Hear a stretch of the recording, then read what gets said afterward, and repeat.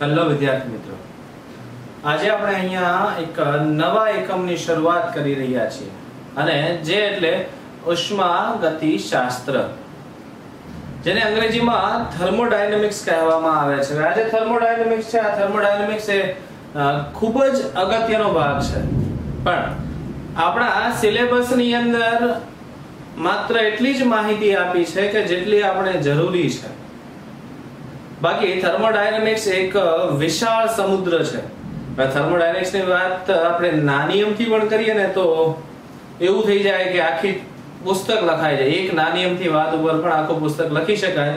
આવો એક ટોપિક છે જે છે ઉષ્માગતિશાસ્ત્ર. ઉષ્માગતિશાસ્ત્રની અંદર આપણે સિમ્પલ ભાષામાં વાત કરીએ તો અહીંયા આપણે એવા ભાગોનો અભ્યાસ કરવાના છીએ જ્યાં ઉષ્મા વત્તા ગતિ વત્તા શાસ્ત્ર રહેલ છે. જેનો મતલબ શું થાય કે એવી પ્રક્રિયાઓ કે જે પ્રક્રિયાની અંદર ઉષ્મા ગતિ કરતી હશે. હવે એક સામાન્ય ઉદાહરણ દ્વારા સમજાવું છું આપણને. ધારો કે આપણે પાણી છે, પાણીને ગરમ કરીએ છીએ, ગરમ કરીને વરાળ બને છે, તો આ સમય દરમિયાન એના ઉષ્મામાં ફેરફાર કેવા પ્રકારનો થયો? વરાળ ગરમ છે, કયા પ્રકારે થઈ? મીઠું લઈએ છીએ NaCl ને પાણીમાં નાખીએ છીએ અને NaCl દ્રાવ્ય થાય છે. એ દરમિયાન પ્રક્રિયા કેવા પ્રકારની થઈ? Na અને Cl આ બંને એકબીજા સાથે જોડાય છે અને NaCl બનાવે છે, તો ઉષ્મા કયા પ્રકારની થઈ? આવા તો ઘણા ઉદાહરણો છે આપણી પાસે. સિમ્પલ એક વાત લઈએ. ધારો કે ગરમ પાણી લેવામાં આવે છે, જેને વાતાવરણમાં ખુલ્લું મૂકવામાં આવે છે, તો થોડા સમય બાદ એ પાણી આપોઆપ ઠંડુ થાય છે. આ કયા પ્રકારની પ્રક્રિયા થઈ? તો આ બધી જ વસ્તુ, આ તો એક સામાન્ય ઉદાહરણો છે, પણ ધારો કે કોઈ રાસાયણિક પ્રક્રિયાની આપણે વાત કરીએ છીએ જ્યાં MnO2 KOH જેવા સંયોજનો એકબીજા સાથે જોડાય કે MnO4 બનાવે છે, એ દરમિયાન ઉષ્મામાં શું ફેરફાર થયો છે? અથવા તો પાણીનો એક અણુ બને છે, આ શાયદ આપને ખબર નહીં હોય, પાણીનો એક અણુ બને છે, એ દરમિયાન 485.8 કિલોજૂલ પ્રતિ મોલ ઉર્જા છૂટી પડે છે. આ ઉર્જા લખીએ છીએ. આ બધું વિજ્ઞાન જે આની અંદર સમાયેલું છે. મતલબ કેમિસ્ટ્રીની અંદર સુધી કોઈ પણ પ્રક્રિયા હોય, એ પ્રક્રિયાની અંદર ઉષ્મામાં જે ગતિ થાય છે, આ ઉષ્માની ગતિ, એ બધી જ વસ્તુ આપણે અહીંયા ઉષ્માગતિશાસ્ત્રમાં અભ્યાસ કરવાના છીએ, જે એકદમ સરળ છે. પણ અમુક વાતો એવી આપણા પાઠ્યપુસ્તકમાં આપવામાં આવેલી છે જે જરૂરી નથી, અથવા તો એને અલગ ટોપિક સ્વરૂપે દર્શાવવું જોઈએ પણ દર્શાવેલું નથી. એટલે આવા ટોપિક્સ પણ આવશે, પણ આપણે અહીંયા એ રીતે અભ્યાસ કરીશું કે તમે સરળતાથી આ એકમને સમજી શકો, સરળતાથી આ એકમને સમજી શકશો, શીખી શકશો. તો આપણે શરૂઆત કરવાના છીએ ઉષ્માગતિશાસ્ત્રની. આ ઉષ્માગતિશાસ્ત્રની શરૂઆતની અંદર જો આપણે વાત કરીએ તો સૌથી પહેલી એ વાત આવશે કે પર્યાવરણ.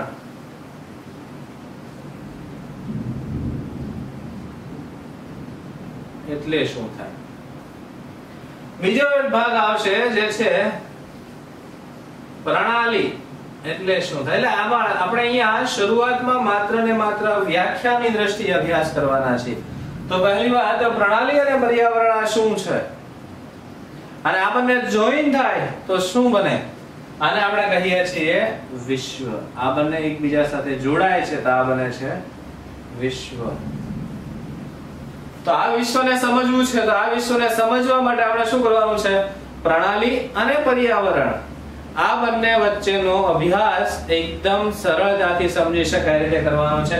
જેમાં આપણે સૌથી પહેલા વાત કરવાના છીએ પ્રણાલી વિશે. શેના વિશે વાત કરીશું? પ્રણાલી. તો પ્રણાલીનો મતલબ શું થાય?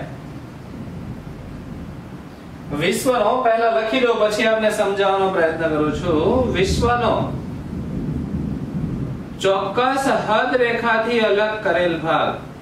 વિશ્વનો ચોક્કસ હદ રેખાથી અલગ કરેલ ભાગ. અલગ કરેલ ભાગ કે જ્યાં બાહ્ય ફેરફાર દ્વારા, કે જ્યાં બાહ્ય ફેરફાર દ્વારા પ્રક્રિયા થઈ શકે. શું થઈ શકે? પ્રક્રિયા થઈ શકે. જેને આપણે શું કહીએ છીએ? પ્રણાલી. વિશ્વનો ચોક્કસ હદ રેખાથી અલગ કરેલો ભાગ, જેમ કે પ્રણાલી, જે આપણે ઘણા બધા ઉદાહરણો દ્વારા સમજવાના છીએ, પણ એ ઉદાહરણ સમજતા પહેલા હું આપને એક સામાન્ય ભાષામાં સમજાવવા માંગીશ. પ્રણાલીનો મતલબ શું થાય અથવા તો પ્રણાલીને કઈ રીતે ગોઠવવામાં આવે છે. તમે તે પ્રયોગ દ્વારા કરવાના છો, પણ એ પ્રયોગ અત્યારે હાલ થયા છે કે નથી એવી ઘણી બધી કન્ફ્યુઝન હોઈ શકે. અને હાલમાં તો આ પરિસ્થિતિમાં કોઈ સ્કૂલ પર ગયા જ નહીં હોય, એટલા માટે પ્રયોગો થવાની કોઈ શક્યતા જ નથી. એટલે હું તમને આ એક સાધન દ્વારા સમજાવું છું, એક બોટલ દ્વારા સમજાવું છું. આ પ્રયોગમાં કરશો ત્યાં પણ એક કોનિકલ ફ્લાસ્ક હશે સાધન, એનો પણ વિડીયો અવેલેબલ છે. કોનિકલ ફ્લાસ્ક કોને કહેવાય, બધા સાધનોનો પરિચય છે, ત્યાં જોવો તો જોઈ શકો છો. પણ હાલ અહીંયા આપણે શું લખ્યું છે કે વિશ્વનો ચોક્કસ હદ રેખાથી અલગ કરેલો ભાગ, એટલે એક હદ રેખા, એટલે કે આ જે પ્લાસ્ટિક બોટલ છે, આ બોટલનો જે આઉટર લેયર છે, પ્લાસ્ટિકનો જે ભાગ છે, આને હદ રેખા કહેવાય. આખા રૂમથી અલગ કરેલો ભાગ છે આ. અને અંદરના ભાગની અંદર માનો કે હું બહારથી કોઈ વસ્તુ એડ કરું છું તો અલગ અલગ પ્રક્રિયાઓ થઈ શકે. આને પ્રણાલી કહેવાય. આને શું કહેવામાં આવે છે? પ્રણાલી. એટલે કે બોટલની સપાટીની અંદરનો ભાગ, શું? બોટલની સપાટીની અંદરનો ભાગ કે જ્યાં બાહ્ય ફેરફારો દ્વારા આપ શું કરી શકો છો? બાહ્ય ફેરફારો દ્વારા આપ શું કરી શકવાના છો? પ્રક્રિયા. આને કહેવામાં આવે પ્રણાલી. પ્રણાલીની વાત કરીએ તો પ્રણાલી જે છે, આ પ્રણાલીના મુખ્યત્વે 3 ભાગ છે. પ્રણાલીના કેટલા ભાગ છે? મુખ્યત્વે 3 ભાગ છે. હવે એ પ્રણાલીના 3 ભાગ વિશેની જો આપણે વાત કરીએ તો સિમ્પલી એવું કહી શકાય છે કે ખુલ્લી પ્રણાલી, એ પ્રણાલી આવશે પ્રથમ. ખુલ્લી પ્રણાલી. ખુલ્લી પ્રણાલી કોને કહેવામાં આવે?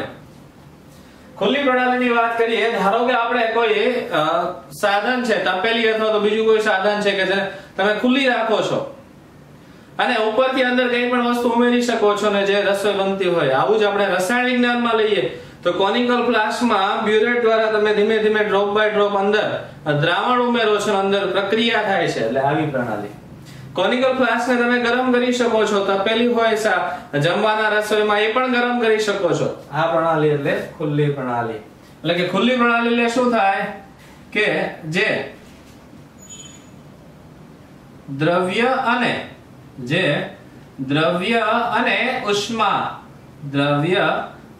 ઉષ્માની આપ-લે કરી શકે. શું કરી શકે? દ્રવ્ય અને ઉષ્માની આપ-લે કરી શકે. દ્રવ્ય અને ઉષ્માની આપ-લે કરી શકતા હોય આવા પ્રકારનો ભાગ આને ખુલ્લી પ્રણાલી કહેવામાં આવે. રસાયણ વિજ્ઞાનની ભાષામાં આપણે ઉદાહરણ લખીએ છીએ કોનિકલ ફ્લાસ્ક. શું ઉદાહરણ લખીએ છીએ? Conical flask. ત્યારબાદ કોનિકલ ફ્લાસ્ક જે છે આ ખુલ્લી પ્રણાલી છે, જેમાં તમે બહારથી તાપમાન આપી શકો, બધું ઉમેરી શકો. આવું કોઈ પણ ઉદાહરણ આપણે દેખાય તો બધું શું આવશે? ખુલ્લી પ્રણાલી. ત્યાર પછી આપણે અહીંયા લઈએ છીએ બીજું એક ઉદાહરણ, જેને બંધ પ્રણાલી તરીકે ઓળખીએ. બંધ પ્રણાલી. તો બંધ પ્રણાલી એટલે શું થાય? આપણે એક ઉદાહરણ દ્વારા સમજીએ. જેમ કે આપણી પાસે પ્રેશર કુકર છે. પ્રેશર કુકર એક વખત બંધ થઈ ગયા બાદ તમે બહારથી અંદર કોઈ વસ્તુ ઉમેરી શકો છો અથવા તો અંદરથી બહાર લઈ શકો છો ખોલ્યા વગર? તો એ પોસિબલ છે નહીં. મતલબ કે બંધ પ્રણાલી જે છે, આ બંધ પ્રણાલી એક એવો ભાગ છે કે જેમાં તમે દ્રવ્ય આપ-લે નથી કરી શકતા, પણ શું અંદર રહેલા પદાર્થને ગરમ કરી શકીએ? તો કરી શકાય. કહેવાનો મતલબ બંધ પ્રણાલી એટલે એવા પ્રકારનું સાધન કે જે દ્રવ્યની આપ-લે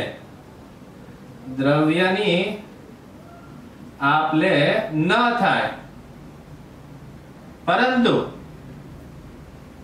દ્રવ્યની આપ-લે ન થાય પરંતુ ઉષ્માની આપ-લે થઈ શકે છે. શેની આપ-લે થઈ શકે? ઉષ્માની આપ-લે. દ્રવ્યની આપ-લે ન થાય પરંતુ શું થાય છે? ઉષ્માની આપ-લે શક્ય બને છે. આવા પ્રકારની પ્રણાલી જેને બંધ પ્રણાલી તરીકે ઓળખવામાં આવે છે. શેના તરીકે? બંધ પ્રણાલી. ત્યાં ઉદાહરણ હું લઈશ પ્રેશર કુકર.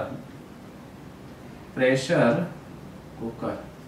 ચલો, ત્યારબાદ પ્રણાલીનો છેલ્લો પ્રકાર અને જે છે નિરાળી પ્રણાલી. કયું આવશે? નિરાળી પ્રણાલી. તો હવે ફરીથી આપણે એક વાત સમજીએ, નિરાળી પ્રણાલી એટલે શું થાય? તો નિરાળી પ્રણાલીનો મતલબ થાય છે કે એવા પ્રકારની પ્રણાલી કે જ્યાં દ્રવ્ય અને ઉષ્મા બંનેની આપલે થઈ શકતી નથી. જેની આપલે નથી થતી? દ્રવ્યની અને ઉષ્મા. જે દ્રવ્ય અને ઉષ્મા ની આપલે, દ્રવ્ય અને ઉષ્માની આપલે કરી શકે નહીં. જેને શું કહેવામાં આવે છે?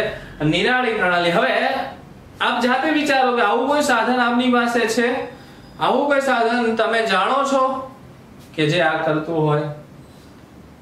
તો એનું સામાન્ય ઉદાહરણ એવું કહી શકાય છે કે થર્મોસ. શું કહી શકાય છે? થર્મોસ. પણ હવે આમાં એક સવાલ આપને પૂછું છું, શું થર્મોસ એ 5, 6, 10, 12, 15, 17 દિવસ સુધી અંદર રહેલા પદાર્થને ગરમ હોય તો ગરમ અને ઠંડો હોય તો ઠંડો રાખી શકે? નથી રાખી શકતો. તારો મતલબ શું થયો? એ જે તે સમય પૂરતું, એટલે કે ધારો કે હું ચાને અંદર મૂકું છું તો 2 કલાક 5 કલાક, જો સારામાં સારી ગુણવત્તા હોય તો 10 કલાક સુધી એની એ જ અવસ્થામાં રહેતું હોય, પણ પછી લાઈફ ટાઈમ માટે એ અવસ્થામાં રહી શકતું નથી. એટલે અહીંયા લખી શકાય ઉચ્ચ ગુણવત્તાનું થર્મોસ જે તે સમય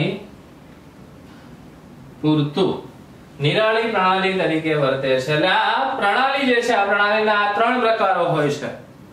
જેમાં પ્રણાલી એટલે શું, જેને આપણે એક બોટલના ઉદાહરણ દ્વારા સમજવાનો પ્રયત્ન કર્યો, તેના 3 પ્રકાર જે આ રીતે છે. ત્યારબાદ આપણે લઈએ પર્યાવરણ.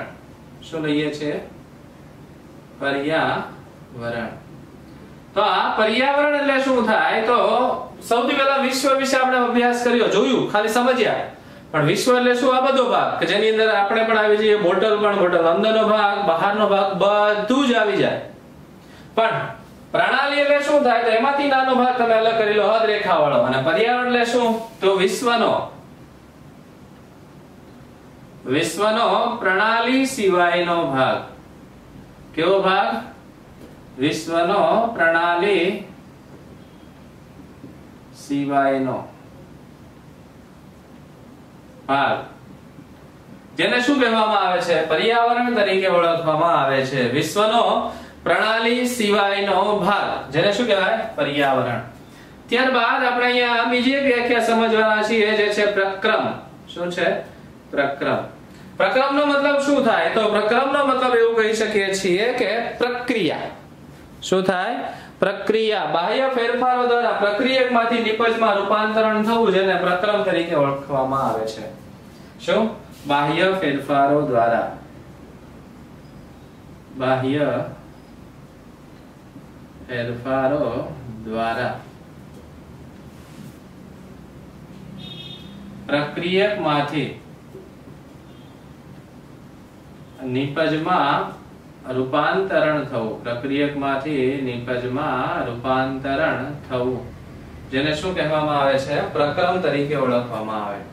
આ જે પ્રક્રમ છે, આ પ્રક્રમ વિશે જો આપણે વાત કરીએ તો પ્રક્રમ, ધારો કે આપણી પાસે Na છે અને Cl2 છે, આ બંનેને જોડવામાં આવે અને NaCl બનાવવામાં આવે તો આ એક પ્રક્રમ છે. H2 છે, O2 છે, બંનેને જોડવામાં આવે H2O બનાવવામાં આવે તો આ એક પ્રક્રમ છે. એટલે પ્રક્રમ એટલે શું? પ્રક્રિયા. ઇન શોર્ટ શું?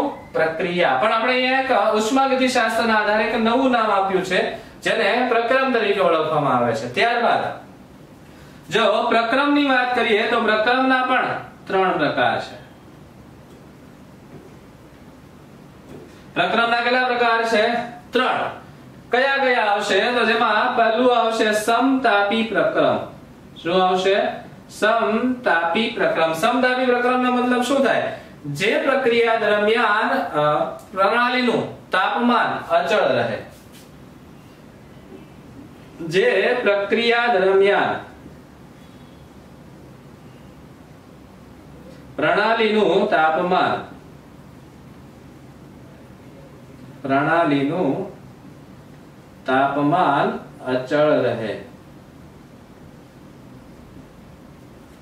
જે પ્રક્રિયા દરમિયાન શું હોય, પ્રણાલીના તાપમાનમાં કોઈ ફેરફાર ના થતો હોય। શરૂઆતમાં જે પ્રક્રિયાનું તાપમાન છે, શરૂઆતમાં એ પ્રણાલીનું જે તાપમાન છે, પ્રક્રિયા પૂર્ણ થયા પછી પણ એનું એ જ તાપમાન રહે અને શું કહેવામાં આવે છે, સમતાપી પ્રક્રમ। ત્યારબાદ આપણે બીજો ભાગ લઈએ છીએ જે છે સમદાબી પ્રક્રમ।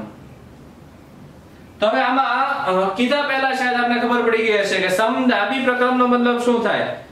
પ્રક્રિયા દરમિયાન અહીંયા શું હતું, તાપમાન અચળ રહે, જ્યારે અહીંયા દબાણ અચળ રહે। જે પ્રક્રિયા દરમિયાન પ્રણાલીનું દબાણ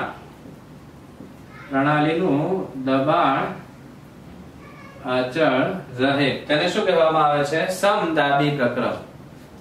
જે પ્રક્રિયા દરમિયાન પ્રણાલીનું દબાણ અચળ રહે અને શું કહેવાય છે, સમદાબી પ્રક્રમ। એટલે સમતાપી અને સમદાબી। અને ત્યારબાદ પ્રક્રમનો ત્રીજો અને છેલ્લો ભાગ જેને કહેવામાં આવશે સમોષ્મી।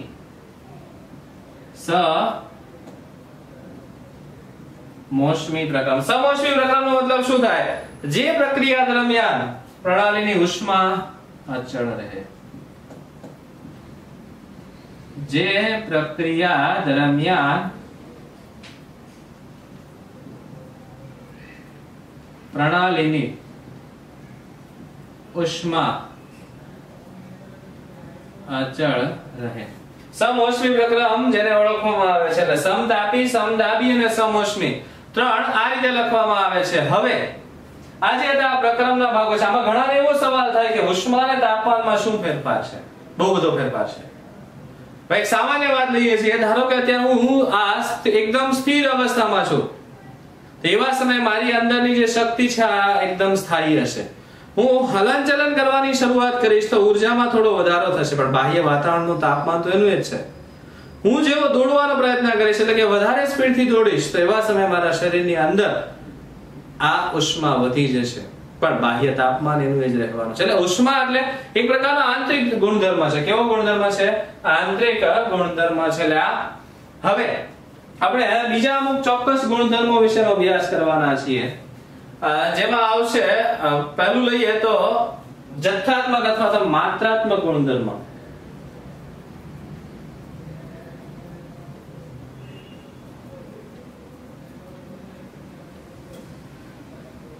જથ્થાત્મક ગુણધર્મની વાત કરીએ તો જથ્થાત્મક ગુણધર્મ એટલે કયા પ્રકારનો ગુણધર્મ, તો એક સામાન્ય ઉદાહરણ દ્વારા આપણે સમજાવવાનો પ્રયત્ન કરીશ। ધારો કે આપણે પાણી લઈએ છીએ 10 ml, 100 ml, 1000 ml અને 10,000 ml પાણી લેવામાં આવે છે। આ દરેક જે પાણીનો જથ્થો છે, આ પાણીનું ઉત્કલન બિંદુ કેટલું છે અને આ પાણીને એના ઉત્કલન બિંદુ સુધી લઈ જવા માટે જરૂરી ઉષ્માનો જથ્થો બધામાં સરખો હશે કે અલગ અલગ હશે?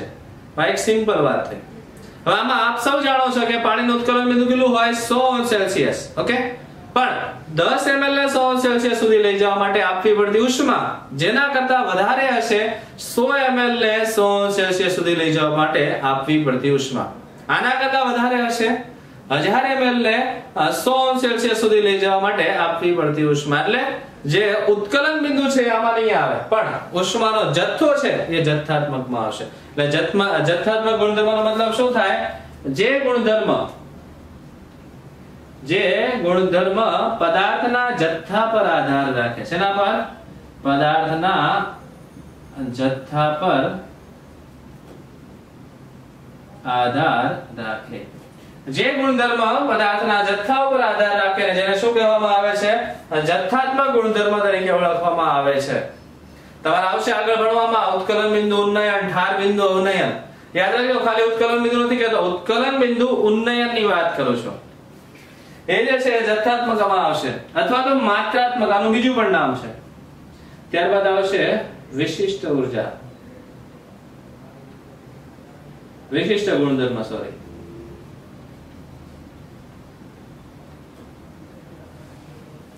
તો વિશિષ્ટ ગુણધર્મ એટલે શું થાય, તો વિશિષ્ટ ગુણધર્મનો મતલબ એવો થશે કે જે ગુણધર્મ પદાર્થના જથ્થા ઉપર નહીં પરંતુ તેના આંતરિક બંધારણ પર આધાર રાખતો હોય, એટલે કે તેના બંધારણ ઉપર આધાર રાખતો હોય.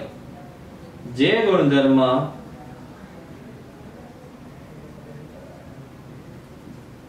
પદાર્થના જથ્થા પર નહીં, પરંતુ તેના વિશિષ્ટ બંધારણ પર આધાર રાખે છે. એના ઉપર વિશિષ્ટ બંધારણ પર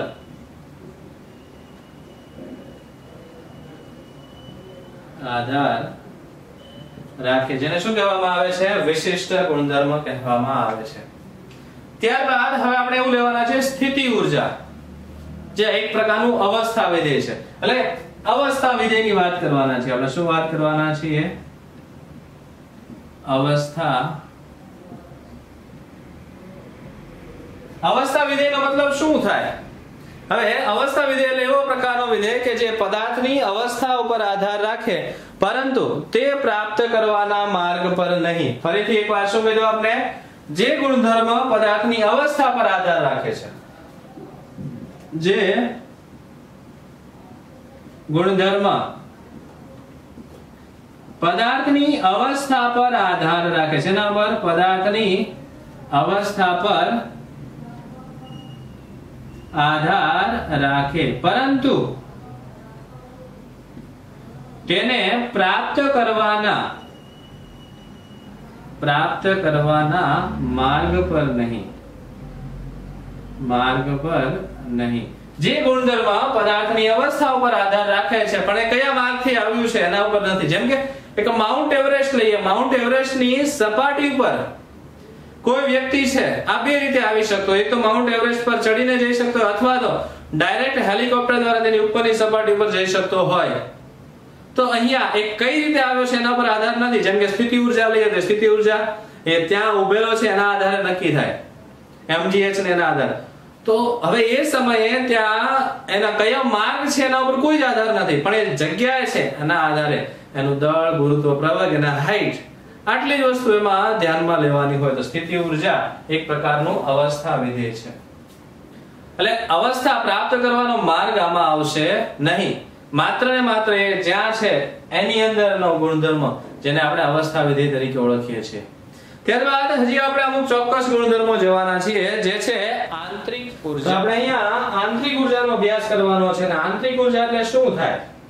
કોઈ પણ પદાર્થ પાસે રહેલી પોતાના બંધારણના આધારે રહેલી ઊર્જા, જેને આંતરિક ઊર્જા તરીકે ઓળખવામાં આવે છે. આ આંતરિક ઊર્જા છે, આ આંતરિક ઊર્જા શોધવા એક બોમ્બ કેલરીમીટર નામનું સાધન વાપરવામાં આવે છે. શું વાપરવામાં આવે છે? બોમ્બ કેલરીમીટર. આ જે બોમ્બ કેલરીમીટર છે, આ સાધનની વાત કરીએ તો આ સાધનની બનાવટ એક બંધ પાત્ર જેવી જ છે. હું આપણે માત્ર ડેમો દ્વારા, એટલે કે એક ડાયાગ્રામ, સિમ્પલ જરૂરી છે એટલી વાતનો ડાયાગ્રામ સમજાવી દઉં. આ એક બંધ પાત્ર હોય, અને આ બંધ પાત્રમાં જે પદાર્થની આંતરિક ઊર્જા શોધવાની છે એ પદાર્થને અહીંયા મૂકવામાં આવે છે અને પાણીને વલોવવામાં આવે છે. પાણીને શું કરવામાં આવે છે? વલોવવામાં આવે છે. અને અહીંયા થર્મોમીટર રાખવામાં આવે છે. શું રાખીશું? થર્મોમીટર. એ પદાર્થ સાથે જ્યારે પ્રવાહ અથડાય છે, આ અથડાવાના કારણે એમાં ઉત્પન્ન થતી ઊર્જાના આધારે આંતરિક ઊર્જા શોધવામાં આવે છે. શેના આધારે? ઉત્પન્ન થતી ઊર્જાના આધારે. અને આની અંદરનું જે કદ છે, આ કદ અચળ રાખવાનું હોય છે. આથી આંતરિક ઊર્જા છે, આ આંતરિક ઊર્જા એ અચળ કદે જ શોધવામાં આવતી હોય છે. ક્યારે શોધવામાં આવતી હોય? અચળ કદે. આપણે આનો ડાયાગ્રામ આપણા જ પાઠ્યપુસ્તકમાં પણ થોડો લેટ આપ્યો છે. આપણે અગાઉ એટલા માટે લઈએ છીએ કેમ કે એ થિયરી પહેલા, એટલે કે જ્યાં તમને આંતરિક ઊર્જા આપી છે એના પહેલા અમુક ચોક્કસ બે થિયરી છે, જેમાં તમારે સીપી અને સીવી નો સંબંધ તારવવાનો છે. એ સંબંધ તારવવા તમારે આની જરૂર પડશે. એટલા માટે આપણે પહેલા લઈએ છીએ. અહીંયા અચળ કદે લેવાનું છે. અને આંતરિક ઊર્જાનો જે ફેરફાર છે, આંતરિક ઊર્જાનો ફેરફાર જો ડેલ્ટા યુ હોય તો એને QV તરીકે દર્શાવવામાં આવે છે. શેના તરીકે દર્શાવે છે? QV. ધારો કે હું આને x સમીકરણ આપું છું. આંતરિક ઊર્જાનો ફેરફાર ડેલ્ટા યુ લઈએ, ત્યાં Q એટલે કે એની ઉષ્મા આપણે Q દર્શાવે છે. આ V એટલા માટે કે અચળ કદે છે. શા માટે છે? અચળ કદે હોવાના માટે આપણે અહીંયા V લખીએ છીએ. જો અચળ દબાણે હોય તો P લખવામાં આવશે. એ એન્થાલ્પી માટે આવશે. શેના માટે આવશે? એન્થાલ્પી. તો આંતરિક ઉર્જા જે છે, આંતરિક ઉર્જાને શોધવું હોય તો એક સમીકરણ પણ છે, પણ એ સમીકરણ આપણે કે ઉપયોગ કરવાના નથી, એટલા માટે બહુ વધારે જરૂર નથી. U = H + PV. અને અહીંયા જો ડેલ્ટા લગાવું છું તો delta U = delta H + delta * PV. આ રીતે લખી શકાય છે, પણ અત્યારે હાલ એની કોઈ જરૂર નથી, એટલા માટે આપણે આનું આ જ રાખીએ છીએ. હવે આપણા માટે જરૂરી બનશે એક આંતરિક ઉર્જાનું સમીકરણ, બીજું કંઈ જ નહીં. આંતરિક ઉર્જામાં બોમ્બ કેલરીમીટર શું છે, બોમ્બ કેલરીમીટરની રચના કેવી છે, આ બધી જ વસ્તુ આપેલી છે, પણ એ માત્ર શું સમજૂતી માટે. ફરીથી એકવાર ખાલી હું આપને સમજાવવા માટે કહી દઉં. બોમ્બ કેલરીમીટરમાં અહીંયા એક સાધન, જે પદાર્થનું તમારે આંતરિક ઉર્જા શોધવાની છે એ પદાર્થ મૂકવામાં આવે, પછી અહીંયા એક વિલોડક આપેલો હોય. વિલોડકનો મતલબ એવો થાય કે પાણીને ફેરવે છે, બ્લેન્ડર ટાઈપ. તો આ પાણીને કન્ટિન્યુ ફેરવે છે, એ પાણી આની સાથે અથડાય છે, જેથી પાણીમાં ઉષ્મા ઉત્પન્ન થાય. એ ઉષ્મા થર્મોમીટર દ્વારા માપવામાં આવે, એના આધારે ત્યાં આંતરિક ઉર્જા નક્કી કરવામાં આવે છે. આ પાત્રની અંદર રહેલા પ્રવાહીનું કદ અચળ હોવાના કારણે અહીંયા અચળ કદે જ હંમેશા આંતરિક ઉર્જાના સમીકરણને દર્શાવવામાં આવે છે. અને આથી ડેલ્ટા U બરાબર જો હું Q લખો, એટલે કે ઉષ્માનો જ ઉષ્મા, Q એટલે એક પ્રકારની ઉષ્મા છે, એ ઉષ્મા એટલે Q, અને એ Q પાછળ V લખવાનું કારણ છે અચળ કદે દર્શાવ્યું છે. તો અહીંયા તમારા માટે એ જરૂરી છે કે ડેલ્ટા U બરાબર QV લખી શકાય. આ તમારે આગળ ઉપયોગ કરવાનો છે. શું કરવાનું છે? આગળ ઉપયોગ કરવાનો છે. ત્યારબાદ આપણે બીજી પણ એક વાત લઈએ છીએ, અને જે આવશે ઉષ્માગતિશાસ્ત્રનો શૂન્ય નિયમ. શું આવશે? ઉષ્માગતિશાસ્ત્રનો શૂન્ય નિયમ. આપણે અહીંયા આ એકમની અંદર કુલ 4 નિયમો ભણીશું. આ 4 નિયમો ભણી ગયા એટલે એકમ ફિનિશ, એકમ પૂરું. જેમાંથી શરૂઆત છે શૂન્ય નિયમની. શૂન્ય નિયમ પછી આવશે પ્રથમ નિયમ, દ્વિતીય નિયમ અને તૃતીય નિયમ. શૂન્ય નિયમની વાત કરીએ તો પહેલા હું આપને સમજાવી દઉં. ધારો કે ગરમ પાણી હોય છે, આને તમે વાતાવરણમાં ખુલ્લું મૂકો છો તો થોડા સમય પછી, અડધી કલાક, કલાક, 2 કલાક, એની અંદર કેટલું ગરમ છે, કેટલું ઉકળેલ છે આના પર નક્કી થાય. પણ અમુક ચોક્કસ સમય પછી આ પાણીનું તાપમાન એ વાતાવરણના તાપમાન જેટલું જ થાય છે, જેને શૂન્ય નિયમ કહેવાય. જેને ઉષ્માગતિશાસ્ત્રનો શું કહેવાય? શૂન્ય નિયમ. હવે એને લખીએ અને પછી કોઈ કન્ફ્યુઝન લાગે તો સમજવાનો પ્રયત્ન કરીએ. 2 અલગ અલગ અહીંયા લખવાની શરૂઆત કરીએ તો 2 અલગ અલગ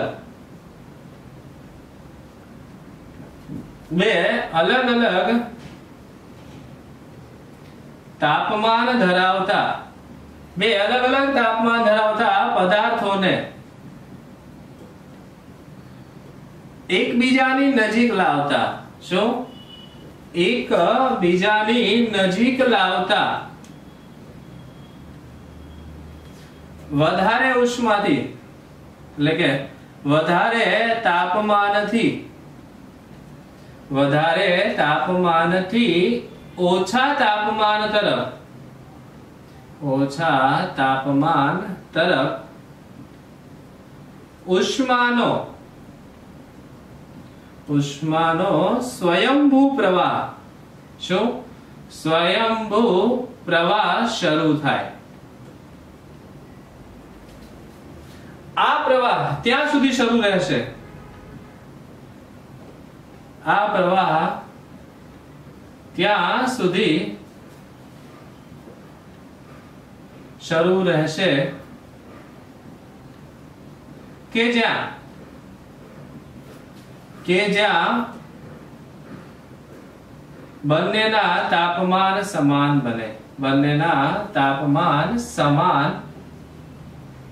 બને. જેને સંતુલન અવસ્થા કહેવાય. જેને શું કહેવાય છે? સંતુલન અવસ્થા કહેવાય. અને આ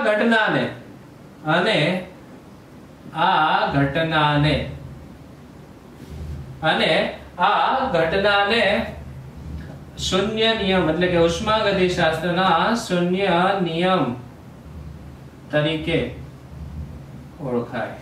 શેના તરીકે ઓળખાય છે? શૂન્ય નિયમ તરીકે ઓળખાય. બે અલગ અલગ તાપમાન ધરાવતા પદાર્થોને એકબીજાની નજીક જ્યારે લાવવામાં આવે છે, એટલે કે ધારો કે હું બરફ લઉં, બરફને વાતાવરણમાં મૂકી દઉં છું અને ગરમ પાણી લઉં, ગરમ પાણીને વાતાવરણમાં મૂકી દઉં, આ બંનેને એક સાથે મૂકવામાં આવે, બરફનું તાપમાન 0 છે, પાણી ગરમ છે, ઉકળેલું છે, 100°C છે, વાતાવરણમાં મૂકો છો 27°C થાય. અમુક ચોક્કસ સમય બાદ તમે જોશો તો ત્રણેય એક સરખું તાપમાનમાં છે. બરફ છે પ્રવાહી બની ગયો છે, ઉકળેલું પાણી ઠંડુ પડી ગયું છે, ત્રણે 327 થયું છે. આ ઘટના જેને ઉષ્માગતિશાસ્ત્રના શૂન્ય નિયમ તરીકે ઓળખવામાં આવે છે. એટલે આ રીતે આપણે અહીંયા ઉષ્માગતિશાસ્ત્રનો શૂન્ય નિયમ જોયો. અને હવે આપણે એન્થાલ્પીની વાત કરવાના છીએ. અને એન્થાલ્પી એ પણ કંઈક આવું જ છે, પણ એને માત્ર ને માત્ર એન્થાલ્પીની વાત કરવામાં આવે તો એન્થાલ્પીને અચળ દબાણે માપવામાં આવે છે. ક્યારે માપવામાં આવે છે? અચળ દબાણે. અને અચળ દબાણે હોવાથી તેને ડેલ્ટા H QV તરીકે ઓળખાય. Sorry, QP. બસ આ બે યાદ રાખીશું. આ બેમાં વધારે કે સમજવાની જાણવાની જરૂર નથી, પણ આ બંનેના સાધનો તમને આપેલા છે આકૃતિ સાથે આપણા પાઠ્યપુસ્તકમાં, અને થિયરી લાંબી છે, પણ એમાંથી આ એક જ વાત યાદ રાખવાની. ડેલ્ટા I QV અને ડેલ્ટા H QP. સમીકરણ x અને સમીકરણ ધારો કે અહીંયા y આપી દો. x અને y યાદ રાખવાનું છે, જે આપણે આગળના લેક્ચરોમાં વાપરીશું, એટલા માટે આ બંને તમને પહેલેથી લખાવવામાં આવે છે. ઓકે, ત્યારબાદ હવે આપણે મળીશું એક નવી થિયરી સાથે.